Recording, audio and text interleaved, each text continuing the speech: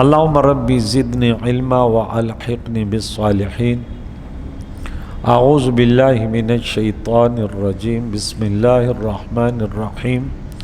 وَهَلْ أَتَاكَ حَدِيثُ مُوسَىٰ آمَنْتُ بِاللَّهِ صدق اللہ خالقنا العظیم۔ حضرات محترم و مکرم، سورہ طٰہٰ سورہ نمبر 20، اس کی 8 آیت مبارکہ ہو گئی۔ 3 درس ہوئے، آج چوتھا درس۔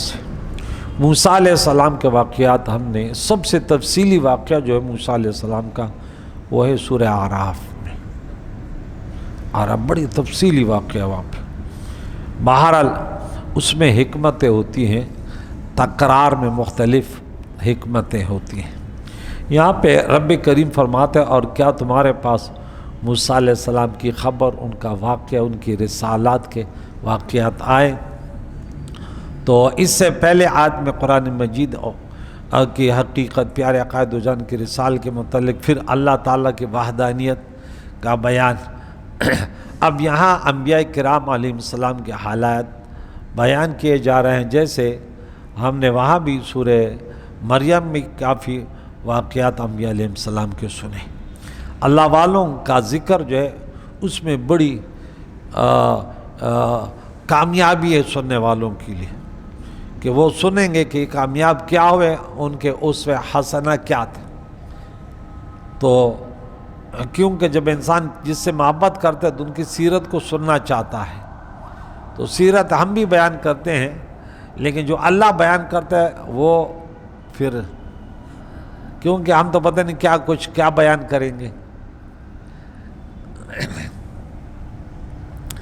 تو تاکہ اس پر پیارے عقائد و جہان کے دل کو تقویت حاصل ہو، اور اس سلسلے میں سب سے پہلے حضرت موسیٰ علیہ السلام کا واقعہ بیان کیا گیا، کیونکہ انہیں نبوت و رسالت کے فرائض کی ادائیگی میں جس قدر مشقتوں اور سختیوں کا سامنا کرنا پڑا ہے، اس میں پیارے عقائد و جہان کے قلب مبارک کے لیے بہت تسلی ہے۔ چنانچہ یہاں موسیٰ علیہ السلام کے اس سفر کا واقعہ بیان کیا جا رہا ہے، جس میں موسیٰ علیہ السلام حضرت شعیب علیہ السلام سے اجازت لے کر مدین سے مصر کے طرف اپنے والد ماجدہ کے ملنے کے لیے رواں دواں ہیں۔ ایک تو وہ ہے موسیٰ علیہ السلام کی ولادت، پھر یہ موسیٰ علیہ السلام مصر سے نکلنا، یہ اب یہاں سے یہ چل پڑا ہے، وہ واقعہ ہے، مدین سے چل پڑا ہے، مصر جا رہا ہے، اور خاص کر جب کوہ طور پر پہنچا تو وہاں واقعہ بیان ہو رہا ہے۔ موسیٰ علیہ السلام کے اس سفر کا واقعہ بیان کیا جا رہا ہے، جس میں آپ حضرت شعیب علیہ السلام سے اجازت لے کر مدین سے مصر کی طرف اپنے والدہ ماجدہ سے ملنے کے لیے روانہ ہوئے تھے۔ تو موسیٰ علیہ السلام کے اہل بیت ہمراہ تھے، اور اپنے شام کے بادشاہوں کی طرف سے نقصان پہنچنے کا اندیشے سڑک اور مین روڈ کو چھوڑ کر جنگل بیابان میں مسافت طے کرنے کا فیصلہ کر لیا۔ اس وقت آپ کی محترمہ صفورہ رضی اللہ تعالیٰ عنہ کے ساتھ ہم سفر تھی، تو چلتے چلتے طور پہاڑ کے مغربی جانب پہنچے، تو یہاں رات کے وقت زوجہ محترم کو درد ذہبی شروع ہوا، اور یہ رات اندھیری تھی، برف پڑ رہی تھی اور سردی شدت کی تھی۔ اتنے میں موسیٰ علیہ السلام کو دور سے آگ معلوم ہوئی۔ تو وہ واقعہ اذ رأى نارن، کہ یاد کر جب اس نے ایک آگ دیکھی، فقالا، تو فرمانے لگے، لِأَهْلِهِ، اپنے گھر والے اہل بیت کو، امکثوا، ٹھہرو، انی آنست نارا، میں نے آگ دیکھ لی ہے، لعلی، ہو سکتا ہے میں آتیکم لے آؤں تمہارے لیے، منا، اس سے، بقبس، ایک چنگاری آگ ہو تو اسے لے آؤں گا، جلا لیں گے پہ آگ، او اجد علی النار ہدی، یا آگ کے پاس کسی کو پاؤں وہ اسے راستہ معلوم کروں۔ تو یہاں پہ جو سورہ احزاب میں ہم پڑھتے ہیں، اہل بیت کے ازواج مطہرات اہل بیت ہوتے ہیں۔ تو دنیا میں ایک ایسا گروہ بھی ہے کہ وہ اہل بیت، پیارے عقائد و جہان کے ازواج مسلمانوں کی ماؤں کو اہل بیت نہیں مانتے، اور وہ ادھر ادھر کا زور لگا رہے ہوتے ہیں۔ ہم نے بولا بھائی پورے قرآن میں ہے یار، وہ کہتے ہیں نا، یہاں دیکھیں لِطَاهِرَكُمْ کم کا لفظ ہے اور فلاں ہے. ارے بھائی ام کی تو یہ تو مذکر جمع کے لیے آتا ہے. آگے آتیکم یہ بھی کم مذکر کے لیے آتا ہے. اہل بیت کو مذکر کے صیغے سے وہ کیا. یہاں تو موسیٰ علیہ السلام کے ساتھ اس کی زوجہ محترم ہے. بہرحال الحمدللہ مسلمانوں کا عقیدہ اہل سنت کا پکا عقیدہ ہے. اللہ اس عقیدے سے ہم کہتے ہیں بچائے جو قرآن و حدیث کے خلاف ہو. سنیوں کا عقیدہ زندہ باز. اہل بیت مسلمانوں کی مائیں اہل بیت اعظام ہیں. حضور علیہ السلام کے گھر ابراہیم علیہ السلام کے گھر والے کو اہل بیت نہیں کہتا. یہاں بھی اہل بیت. تو حضر نارن جب اس نے آگ دیکھی, جب موسیٰ علیہ السلام نے آگ دیکھی تو اپنی زوجہ محترمہ سے فرمایا آپ یہاں یہیں ٹھہریں, میں نے ایک جگہ آگ دیکھی ہے اس لیے میں جاتا ہوں, شاید میں تمہارے پاس اس آگ میں سے کوئی چنگاری لے آؤں یا مجھے آگ کے پاس کوئی ایسا شخص مل جائے جسے درست راستہ پوچھ کر مصر کے طرف ہم روانہ ہو سکے ہیں. تو اس آیت میں موسیٰ علیہ السلام کی زوجہ کو اہل کہا, لِأَهْلِهِ, ٹھیک ہے نا. فرمایا کہ اس سے معلوم ہے کہ بیوی اہل بیت میں سے ہوتی ہے, اور یہ اس بات کی دلیل ہے کہ پیارے قائد و جان کے ازواج مطہرات وہ آپ کے پہلے اہل بیت ہیں. کیا ہیں؟ اہل بیت ہیں. فَلَمَّا آتَاهَا نُودِيَ يَا مُوسَىٰ, پھر جب موسیٰ علیہ السلام آگ کے پاس آئے تو ندا فرمائی گئی, یا موسیٰ, اے موسیٰ علیہ السلام, انی انا ربک, بے شک میں. اب بھی تین مرتبہ انی, بے شک میں, انا میں, ربک تیرا رب, بے شک میں تمہارا رب ہوں. فخلع نعلیک, آپ اپنے نعلین اتار لیں. انکا بالواد المقدس طوا, بے شک تو ایک پاک وادی طوا میں موجود ہے. پھر وہ جب آگ کے پاس آئے, اس آیت اور اس کے بعد والی آیت کا خلاصہ یہ کہ جب حضرت موسیٰ علیہ السلام اس آگ کے پاس تشریف لائے تو وہاں موسیٰ علیہ السلام نے ایک سرسبز شاداب درخت دیکھا جو اوپر سے نیچے تک انتہائی روشن تھا, اور موسیٰ علیہ السلام جتنا اس کے قریب جاتے اتنا وہ دور ہو جاتا, اور جب موسیٰ علیہ السلام ٹھہر جاتے تو وہ قریب ہو جاتا. اس وقت موسیٰ علیہ السلام کو ندا فرمائی گئی کہ اے موسیٰ علیہ السلام, بے شک میں تیرا رب ہوں, تو اپنے نالین اتار دے کہ اس میں عاجزی کا اظہار, مقدس جگہ کا احترام اور پاک وادی کا خاک سے برکت حاصل کرنے کا موقع ہے. بے شک تو اس وقت وادی طوا میں موجود ہے. تو اس سے ہمیں 4 باتیں معلوم ہوتی. نمبر 1, پاک اور مقدس جگہ پر جوتے اتار کر حاضر ہونا چاہیے کہ یہ ادب کے زیادہ قریب ہے. اور نمبر 2, اللہ تعالیٰ کی بارگاہ میں دعا اور مناجات کرتے وقت جوتے اتار دینے چاہیے. نمبر 3, مقدس جگہ سے برکت حاصل کرنے کے لیے اس کے ساتھ انسان مس ہو بیٹھ جائے, اس کی فیوزات برکات حاصل کرے. نمبر 4, مقدس جگہ کا ادب احترام کرنا چاہیے کہ یہ انبیاء علیہ السلام کی سنت ہے. اس وجہ سے اللہ کے انبیاء کرام علیہ السلام, اولیاء اعظام کے مزارات اور اس سرزمین کا ادب کیا جاتا ہے جہاں وہ آرام فرما ہوتے ہیں. یہاں تو قبرستان کا ویسے ادب, عام قبرستان بھی ہو تو جوتے اتارنے پڑتے ہیں, لیکن ہمارے ہاں رواج نہیں ہے, کتے کنٹے پتہ نہیں کیا. یہاں تو قبروں کے اوپر بھی لوگ چلتے ہیں. ہماری ایک بات نہیں ہے نا کہ ایک بات آج میں بتا رہا تھا نا کہ اب ہمیں حلال حرام ظاہر ہے اور حرام ظاہر ہے. ہمارے تو اندھیرے جہاں دیکھو تو بس. قبرستان جب جاتے ہیں تو کوئی گٹکا کھا رہا ہے, تو کوئی نشے میں ہے, تو کوئی قبر پہ بیٹھا ہوا ہے, تو کوئی کیا, یوں لگ بھی نہیں رہا کہ میت کے ساتھ آیا. یہاں پہ آ کے جنازہ رکھ دیتے, وہاں گٹکا کھا رہے ہوتے. میرا تو دماغ وہ کہتے یار یہ انسان ہے, حیوان ہے. والدہ کے قبر وہ جنازہ لے کر آیا, خود گٹکا کھا رہا ہے. ہاں, وہ بنی اسرائیل کو اللہ نے فرمایا تمہارے دل جو ہے نا پتھر جیسے سخت ہو گئے. یہ پتہ نہیں کون سا اس کو دیکھ کر شرمائے, جس مسلمان کو تو دیکھ کر شرمائے یہودی ہے تو ان سے بھی آگے نکل گئے. میرے نبی نے فرمایا نا وہ سورت نمبر 9 آیت نمبر 67 میں 69 پہ کہ تم بالج کے بالج ان کے برابر ہو جاؤ گے.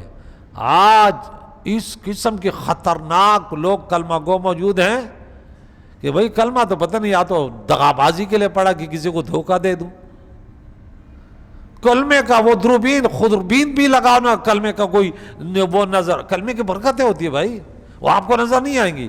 اگر بس چلے تو تیری گردن کو اٹھا دے، کوئی قدرت چلے تو موبائل نکال لے، یعنی جس طرح اس کو ہو سکے۔ بچھو نہیں ہوتے بچھو، وہ بھی تھوڑے ڈنگ مارنے میں آسرا کرے گا، لیکن ایسے مسلمان آپ کو ملیں گے جیسے دیکھے گا نا، بولے یار اس کی ٹوپی اتارنی چاہیے، بولے کہ یار اس کی جاکٹ اتارنی چاہیے، دیکھتے ہی وہ جنگلی درندہ، یا پتہ نہیں کون سے انسان ہے۔ اللہ اکبر، اللہ ایسوں کے شر سے بچے، بولا آمین۔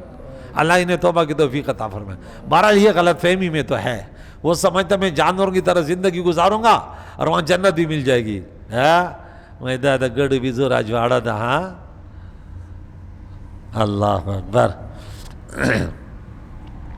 ہمارے بزرگان دین مقدس مقامات کا ادب کس طرح کیا کرتے تھے، آپ کو ایک واقعہ بتاؤں۔ امام شافعی علیہ فرماتے ہیں، میں مدینہ منور میں حضرت امام مالک رحمہ اللہ کے دروازے پر خراساں کے گھوڑوں کا ایک ایسا ریوڑ دیکھا کہ میں نے اس سے اچھا نہیں دیکھا تھا۔ میں نے حضرت امام مالک سے عرض کی یہ کتنا خوبصورت ہے۔ انہوں نے فرمایا اے ابو عبداللہ تو ہے، یہ امام شافعی کی کنیت ہے، یہ میرے طرف سے تمہارے لیے گفٹ۔ میں نے عرض کی آپ اس میں سے ایک جانور اپنے سواری کے لیے رکھ لیں۔ امام مالک رضی اللہ عنہ فرمانے لگے، مجھے اللہ تعالیٰ سے حیا آتی ہے کہ میں اس مبارک مٹی کو جانور کے اوپر سوار ہو کر اس کے کھروں سے روندوں جس میں اللہ کے پیارے حبیب کا روز انور موجود ہے۔ ہمارے اسلاف کیا ادب، کیا احترام۔ مدینہ منورہ سے جب باہر جاتے تو آہستہ آہستہ جاتے۔ کسی نے پوچھا کیوں، بولا ہو سکتے موت آ جائے تو قریب ہوں، لیکن جب واپس آتے تو تیزی سے آتے تھے۔ جب درس حدیث دیتے تھے تو ایک مرتبہ اس کو بچھو نے کاٹا، لیکن وہ ہل نہیں رہے تھے۔ بعد میں دیکھے اس کے چہرے کے تغیرات سے لوگوں نے جب دیکھا تو 19 یا 20 جگہ ڈھنگ ماری تھی بچھو نے۔ بولے نہیں، حضور کے حدیث کا ادب تھا، میں نہیں ہل سکا۔ ہاں، یہ تھے صدیق اکبر کے ماننے والے۔ صدیق اکبر کو سام ڈس رہا ہے، لیکن وہ نہیں ہل رہا کہ دیکھیں میرے نبی کے، یہ تھے نبی کی محبت۔ آج نام نبی کا لیتے ہیں اور کام وہ کرتے ہیں جس کو دیکھ کر شرمائے یہودی۔ یہ مسلمان کا ہے، کم از کم اتنا کردار ادا کرو یار کہ کوئی دیکھے کہ یہ بھی تو رسول اللہ کا کلمہ پڑھنے والا ہے۔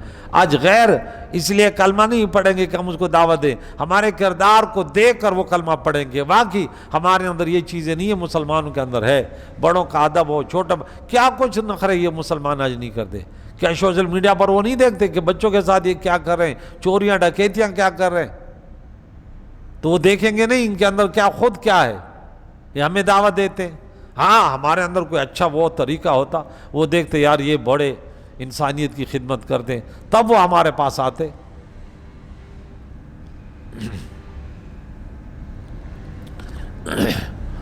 وَأَنَا اخْتَرْتُكَ فَاسْتَمِعْ لِمَا يُوحَىٰ۔ اللہ کریم نے فرمایا میں نے تجھے پسند کیا، تو اب غور سے سن وہی، اب اس کو جو تمہارے طرف وہی کی جاتی ہے۔ اللہ کریم نے موسیٰ علیہ السلام سے ارشاد فرمایا کہ میں نے تیرے قوم میں سے تجھے نبوت و رسالت کے لیے پسند کر لیا اور تجھے اپنے ساتھ کلام کرنے کے شرف سے مشرف فرمایا، تو اب اسے غور سے سن جو تیرے طرف وحی کی جاتی ہے۔ موسیٰ علیہ السلام کی اس فضیلت کا ذکر ایک اور مقام پہ سورہ اعراف میں 144 میں کریم اللہ فرماتا ہے، یا موسیٰ، اے موسیٰ علیہ السلام، ان اصطفیتک، میں نے تجھے چن لیا، لالنا سے میرے سالاتی لوگوں میں اپنے پیغامات کو پہنچانے کے لیے، وہ بھی کلام اپنے ساتھ ہم کلام کرنے کے لیے، فخذ لو ما آتیتک، وہ جو میں تمہیں عطا کرتا ہوں، وکم من الشاکرین، اور یہ لے لو اور شکر گزاروں میں سے ہو جاؤ۔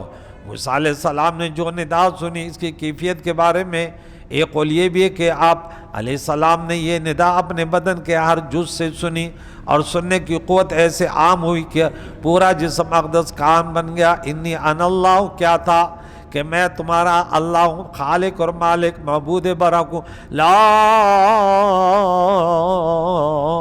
الہ الا انا، ہاں لا الہ الا انا، کیونکہ اللہ خود فرما رہے ہیں نا کہ کوئی معبود نہیں ہے سوائے میرے۔ کوئی کہتے ہیں نا وہ پشت میں کہ وہ ایک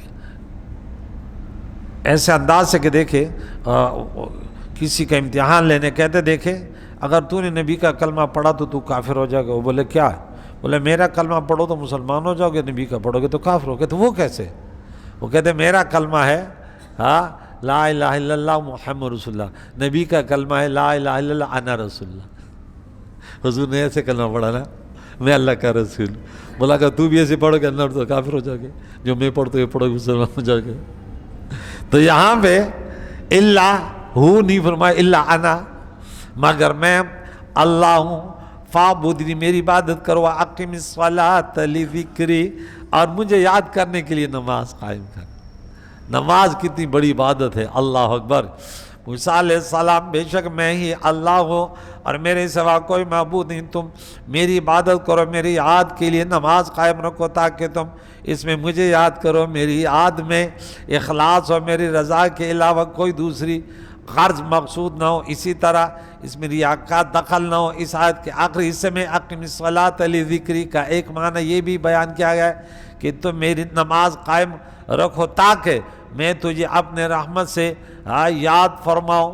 اقم الصلاۃ لذکری، آج لوگ نماز کے لیے آتے، دنیا کے سب چیزیں یاد آ جاتی ہیں، کوئی چیز آپ کو بھول گئی، نماز پڑھنا شروع کر دو وہ یاد آ جائے گی۔ امام ابو حنیفہ سے کسی نے مسئلہ پوچھا، وہ لوگ چیز میں نے رکھی یاد نہیں آ رہی، اس نے بولا آج رات پوری رات عبادت کرو، شروع ہو جاؤ۔ وہ جب کھڑا ہو گیا وہ یاد آ گئی۔ ہاں اس نے بولا یہ کیا؟ بولا شیطان اتنا تھوڑی تمہیں چھوڑے گا، ہر چیز تمہیں یاد دلائے گا۔ ہاں ہر چیز یاد ہو جاتی ہے۔ ایک وہ امام نماز پڑھا رہا تھا تو اس نے 3 رکعتیں پڑھی، ایک مقتدی نے بولا 3 رکعت، اس نے بولا یار کیسے تمہیں پتہ چلا 3 رکعتیں پڑھی؟ ہاں بولا میری 4 دکانیں، میں ہر رکعت میں ایک دکان کا حساب کر لیتا ہوں، آج میں نے 3 دکانوں کا حساب کیا، اب 4تھی دکان بائی تھی، نماز ختم، تو مجھے پتہ چلا کہ امام نے کچھ گڑبڑ کیا۔ اچھا یہ نمازیں ہیں، ہاں یہ آج کل ہماری نماز ہے، پتہ نہیں کیا پڑھ رہے کیا پڑھی ہے، اپنے نمازوں سے بے فکر۔ اللہ اکبر۔ اللہ کریم وہ نمازیں پڑھنے کی توفیق عطا فرمائے جو سورہ مومنون میں سورہ نمبر 23 آیت نمبر 1 سے ذکر ہے، قد افلح المؤمنون الذین هم فی صلاتہم خاشعون۔ اور پھر یہ میں اکثر پڑھتا ہوں نا کہ سورہ بقرہ میں آیت نمبر 238 ہے، کون سی ہے؟ ہاں 238، کہ حافظوا علی الصلوات والصلاۃ الوسطیٰ۔ حافظو کا لفظ یہ جملہ انشاء ہے، تو میں نے بولا پھر سورہ انعام سورہ نمبر 6 میں 92 نمبر میں اللہ کہ اس کتاب پر ایمان لانے والے وہ ہیں جو نمازوں کی حفاظت کرتے ہیں، جملہ خبریہ ہے۔ پھر سورہ مومنون میں آیت نمبر 9 میں کہ وہ اپنی نمازوں کی حفاظت کرتے انہیں جنت فردوس ملے گا۔ اور چوتھی آیت جو ہے وہ پھر سورہ معارج سورہ نمبر 70 آیت نمبر 34 میں اللہ کریم فرماتے قیامت کے دن یہ امن میں ہوں گے، خوشیوں میں ہوں گے جو اپنی نمازوں کی حفاظت کرتے ہیں۔ اللہ میں نمازوں کی حفاظت کرنے، تو نمازوں کی حفاظت یہ بھی ہے کہ سیکھو بھی تو صحیح۔ ہاں تو 3 باتیں معلوم ہیں، ایک یہ کہ ایمان کے بعد سب سے اہم فریضہ نماز ہے۔ نمبر 2، نماز کی ادائیگی اخلاص کے ساتھ اللہ تعالیٰ کی رضا حاصل کرنے کے لیے اور اللہ کریم کی یاد کے لیے ہونی چاہیے، نہ کہ لوگوں کو دکھانے کے لیے۔ نمبر 3، نماز ادا کرنے والے بندے کو اللہ تعالیٰ اپنی رحمت کے ساتھ یاد فرماتا ہے، کیونکہ سورۃ نمبر 2 پارہ نمبر 2 آیت نمبر 152 میں ہم کیا پڑھ دیں؟ فاذکرونی اذکرکم واشکروا لی ولا تکفرون۔ اے بندے مجھے یاد کر میں تمہیں یاد کروں، کتنا پیارا۔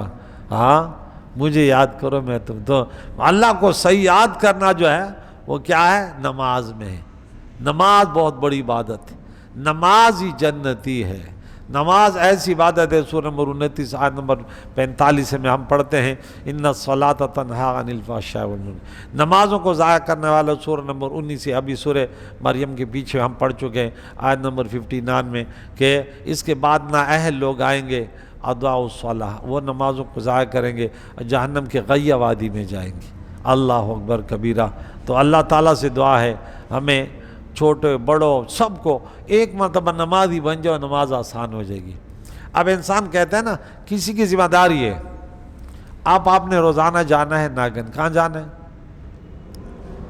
تو اس کے لیے آپ ورزش کریں، جب آپ ورزش جسم فٹ ہو جائے گا آپ کے لیے جانا کوئی بھی مشکل نہیں ہے۔ اور اگر آپ فارمی مرغی کی طرح کھا رہے ہیں اور پنجرے میں رہ رہے ہیں تو پھر تو پاور ہاؤس تک بھی نہیں جا سکتے، پاؤں میں درد ہو جائے گا، بڑے مشکلات ہو جائیں گے، کیونکہ جسم بھاری ہو جائے گا نا۔ تو نماز کے لیے آپ نے نمازی بننا ہے پکا، نماز آنکھوں کی ٹھنڈک ہے، نماز اتنی نماز توجہ کے ساتھ پڑھو کہ نماز پڑھنا آسان ہو جائے۔ اور بغیر نماز کے اب دیکھیں دنیا کی نشے کتنے گندے ہیں، ایک چھالیہ والا چھالیہ نہیں چھوڑ سکتا، پان خور پان نہیں چھوڑ سکتا، گٹکا خور گٹکا نہیں چھوڑ سکتا، نسوار خور نسوار نہیں چھوڑ سکتا۔ یہ سگریٹ، میں غریب لوگوں کو اکثر دیکھتا ہوں نا بڑے، لیکن سگریٹ جوان کا بچہ ادھر دیکھ، میں نے بولے یار یہ تو کبھی سگریٹ منہ خالی نہیں ہوتا، اتنا پیسہ کہاں سے لائے گا؟ اب پوچھو تو بولے بھوک سے مر رہا ہوں، لیکن چونکہ سگریٹ اس کی لیلا ہے، اب لیلا کے لیے تو پیدا کرنا ہے نا پیسہ، لیلا تو جس طرح بھی ہو اس کو تو حاصل کرنا ہے بھائی، چوری ہو ڈکیتی ہو حرام ہو، لیکن سگریٹ سے اس کو آرام ہو۔ تو بھائی جب ان چیزوں میں وہ مجنون جنگل میں بیٹھا ہو تو لیلا لیلا لکھ رہا، تو کسی نے بولے یہ کیا کر رہے ہو؟ بولے ارے لیلا کا نام لکھتا ہوں، اس میں مجھے سکون ملتا ہے۔ وہ دنیاوی مجازی عشق میں اس کے نام میں تاثیر ہے کہ اس کے نام سے مجھے سکون ملتا ہے۔ ارے جو حقیقی خالق اور مالک ہے تمہیں اس کے نام سے اس کے لیے سر بسجود ہو کر بھی تمہیں سکون نہیں ملا؟ کہ اللہ کا کلام سورہ نمبر 13 آیت نمبر 28 میں فرمایا سنو نماز ذکر ہے نا، الا بذکر اللہ تطمئن القلوب، نمازوں سے دلوں کو سکون، ہر مشکل آ جاؤ 2 رکعت پڑھ لو۔ اللہ کے نبی کی سنت تو یہی ہے نا، تم در بدر کے ٹھوکرے کھا رہے ہو کہ بھی جعلی پیروں کے پاس جا رہا ہے، وہ کیا بولے گا؟ وہ بولا میں تو لوگوں کو بہت منع کرتا ہوں نا، اور میں نے بولا اگر میری بات کو یقین نہیں آ رہا نا، تم دونوں ہو نا، اس کا صحیح کاروبار ہے اس کا نہیں ہے۔ اب ہو گیا، اس کو بولا تیرے پر تو اثرات ہے، جادو ہے، خاندان والے نے یہ کیا فلائیں، اس کا کاروبار سے میں بولا اس کو بھی لے جا، اس کو یہ بھی بول دے کہ میرا بھی بڑا کاروبار خراب، بھلے اچھا کاروبار ہے، اگر آپ کو یہ نہیں بول دیا تو پھر آ کے کہہ دینا۔ میرے ایک شاگرد تو کہتے ہیں مجھے کسی نے ایسے بولا نا کہ بھائی یہ ایسے ہی بولتے ہیں کہ تو خود چلا جانا، ایسے بولا ٹھیک ہے، ہم دونوں چلے گئے۔ ایک کا تو کاروبار خراب تھا نا، اور ایک ایسا ساتھ چلا گیا۔ ایسے جب گیا اس نے پوچھا، بولا یار نہ شادی ہو رہی ہے، اس کے بچے بھی ہیں، نہ کاروبار ہے، اچھا کاروبار بھی ہے۔ کہتے مجھے اس نے بولا ہاں یہ تیرے اوپر تو کالا جادو ہو گئے اور تیرے فلاں کہتے میں نے بولا کہ آئی مجھے تو آج تک پتہ ہی نہیں تھا کہ یہ لوگ ایسے ہی بولے ہوتے۔ میں نے بولا یہ انہوں نے جو اتنے ایڈورٹائز جو اتنا یہ اور آپ کا ہر بندش اور ہر کا فلاں اور یہ اتنا انہوں نے اتنی تشہیرات پوسٹر لگائے، یہ فری میں تھوڑی لگایا ہوا ہے۔ ہاں تو میں آپ کو حل بتاتا ہوں، حل کیا ہے؟ توجہ اللہ، جو اللہ تمہیں دے گا سورہ نمبر 35 آیت نمبر 2 میں، وہ کوئی روک نہیں سکتا، جو اللہ روک لے وہ تمہیں کوئی دے نہیں سکتا۔ توجہ اللہ کریں، اپنے والدین سے دعا کریں، لوگوں کی خدمت کریں، علماء طلباء کی خدمت کریں، اللہ سے دعا کریں۔ کریم اللہ کثیر تعداد سے میرے یا اللہ یہ بچے میرے بھائی آئے ہوئے ہیں، کریم اللہ ان کو اجر عظیم عطا فرما پیارے اللہ۔ یا اللہ دنیا کے آفات بلیات سے، گھروں کے جنگ و جدال سے بچا یا اللہ۔ یا اللہ تیرے رضا کے لیے اتنے کثیر تعداد سے آتے ہیں، بڑے محبتوں سے آتے ہیں یا اللہ، زندگی بھر قرآن پاک سننا نصیب فرما کہ قبر میں بھی جائے قرآن کی برکت سے نور ہو، بروز محشر بھی نور ہو، اور جنت میں تیرا دیدار، تیرے نیک لوگوں کا کہ ہم نشینی نصیب ہو، اس قرآن کی برکت سے اللہ نصیب فرما۔ وصلی اللہ علیہ وسلم۔